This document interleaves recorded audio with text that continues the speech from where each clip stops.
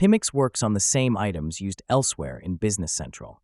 It adds value by allowing you to enrich their product information and organize master data. The PIMX user role gives you access to the regular items list in Business Central, as well as a customized version of it, which we created specifically for PIM users, that we called PIM Items. The PIM Items list, as well as the PIM Item card, are offering functions strictly related to product information management, so that people in charge with product information within the company can use efficient tools for managing product data. Let's take a look at the PIM Items list. Its layout is customizable, but by default it shows to the right the fields that we thought are most relevant for the PIM user to see at a glance. The most notable layout change was to add the categories tree to the left, which allows the user to easily navigate the product structure.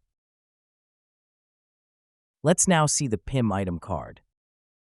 On the first tab, it contains the basic information about the item that you would also find in the regular item card: item number, description, global trade number. Then we will find the important PIM data for the user to work with. In the General tab, you can see the all-important PIM descriptors that define an item's place within the master data. Different kinds of descriptions of unlimited length can be added for different purposes within the sales channels.